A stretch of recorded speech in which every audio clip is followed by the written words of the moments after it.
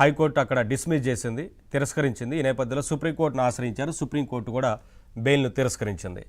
విచారణకు హాజరు కావాల్సిందే అనేది ఇప్పుడు కనిపిస్తూ ఉంది. ఈ నేపథ్యంలోనే సిట్ విచారణకు ఈ రోజున హాజరు కాబోతున్నట్లుగా ఇప్పటికే సిట్ అధికారులకు సమాచారం అందించారు. ఈ నేపథ్యంలో సిట్ కార్యాలయం వద్ద కూడా భారీ బందోబస్తును ఏర్పాటు చేశారు.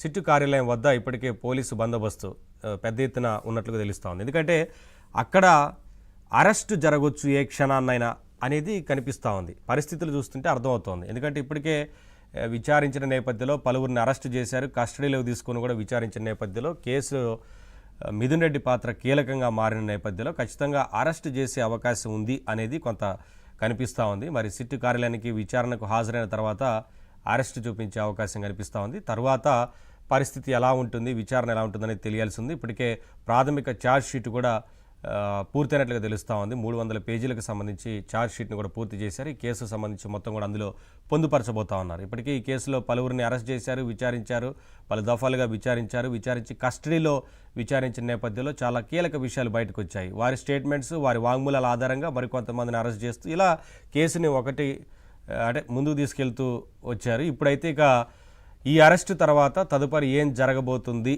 అనే ఉత్కంఠ అయితే అందరిలో ఉంది. తర్వాత అంతిమ లబ్ధిదారు ఎవరు, వీరందరూ కూడా లబ్ధిదారులుగానే ఉన్నారు. అలాగే ఇందులో వీరందరి పాత్ర ఉంది. కానీ అంతిమ లబ్ధిదారు కూడా ఇందులో ఉన్నట్లుగా తెలుస్తూ ఉంది. ఈ కేసుకు సంబంధించి చాలా వరకు ఒక క్లారిటీ అయితే వచ్చింది. ప్రజలకు కూడా ఒక క్లారిటీ వచ్చింది ఏం జరిగింది అనేది. అయితే ఈ లిక్కర్ స్కామ్లో డబ్బును కూడా ఎక్కడెక్కడ ఉపయోగించారు, ఎవరెవరికి అందజేశారు, ఏ ఏ దేశాలకు పంపించారు లాంటి అనేక కీలక విషయాల్ని సిట్ ఇప్పటికే విచారణలో రాబట్టింది. పైగా విదేశాలకు తరలించారు, అక్కడ పెట్టుబడులు పెట్టినట్లుగా తెలుస్తూ ఉంది.